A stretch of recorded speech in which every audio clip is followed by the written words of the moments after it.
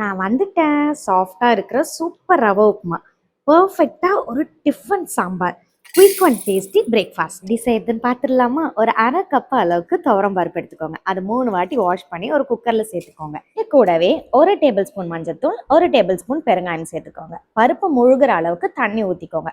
குக்கரை மூடி போட்டு கரெக்டாக ஒரு 4 விசில் விட்டுருங்க. தண்ணி அளவு என் கை வச்சு காமிச்சிருக்கேன். இந்த அளவுக்கு ஊற்றிருக்கேன். 4 விசில் வர கேப்பில் நம்ம மசாலா அரைச்சிக்கலாம். ஒரு மிக்ஸி ஜாரில் 4 பூண்டு பல் சேர்த்துக்கோங்க. காஷ்மீரி மிளகாய் சேர்த்துக்கோங்க. 1 டேபிள் ஸ்பூன் ஜீரகம், 1 டேபிள் ஸ்பூன் தனியா சேர்த்துக்கோங்க. 1/4 கப் அளவுக்கு தண்ணி ஊற்றி அரைச்சிக்கோங்க. அரைக்கும் போது இன்னொரு 1/4 கப் தண்ணி ஊற்றி நல்லா அரைச்சிக்கோங்க. கொஞ்சமா புளி எடுத்து ஊற வச்சிருக்கேன். 3 பெரிய வெங்காயத்தை இலையிலையா நறுக்கி வச்சிருக்கேன். போயிட்டு பருப்பு நல்லாவே வந்துருச்சு. இந்த மாதிரி கடைஞ்சிக்கோங்க. மற்ற இருந்தால் நீங்கள் அதுலேயும் கடைஞ்சிக்கலாம். இப்போ ஒரு கடாயில் பேன் எடுத்துக்கோங்க. 4 டேபிள் ஸ்பூன் எண்ணெய் சேர்த்துக்கோங்க. 1 டேபிள் ஸ்பூன் கடுகு, ஜீரகம், 3 காஞ்ச மிளகாய், 1 கொத்து கருவேப்பிலை சேர்த்துக்கோங்க. இது கூடவே 3 நறுக்குன வெங்காயத்தை சேர்த்துக்கோங்க. நல்லா கலந்து விட்டுக்கோங்க.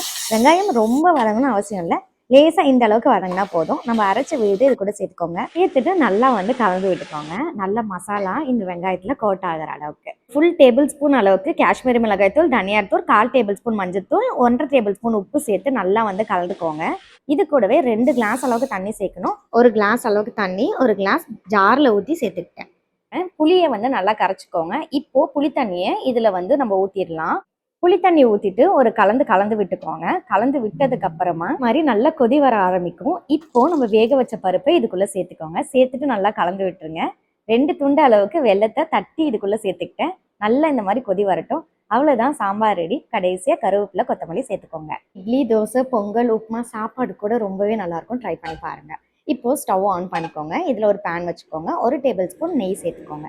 நெய் நல்லா உருங்கினதுக்கப்புறம் 1 கப் அளவுக்கு ரவை சேர்த்து நல்லா கலந்து விட்டுக்கோங்க. ரவை நல்லா வறுபடட்டும். ஆனால் கரிஞ்சிடாமல் பார்த்துக்கோங்க. சிம்மில் வச்சு ஒரு 2 நிமிஷம் வறுத்தாலே போதும். இந்த மாதிரி ஸ்டவ் ஆன் பண்ணி ஒரு பேன் வச்சுக்கோங்க. 2 டேபிள் ஸ்பூன் அளவுக்கு நல்லெண்ணெய், டேபிள் ஸ்பூன் அளவுக்கு நெய் சேர்த்துக்கோங்க. உளுந்தப்பருப்பு, கடலைப்பருப்பு, கடுகு ஒரு டேபிள் ஸ்பூன் சேர்த்துக்கோங்க. ஒரே ஒரு பச்சை மிளகாய் நறுக்குனது சேர்த்துக்கோங்க. 1 கொத்து கருவேப்பிலை சேர்த்து நல்லா கலந்துக்கோங்க. 3 கிளாஸ் அளவுக்கு தண்ணி சேர்த்துக்கோங்க. 1 கிளாஸ் அளவுக்கு நான் ரவை எடுத்திருக்கேன். தண்ணி சேர்த்து கொதி வரதுக்கு முன்னாடியே நம்ம ரவை சேர்த்துக்கணும். அப்போ கட்டிப்படாமல் இருக்கும். கலந்து விட்டுக்கோங்க.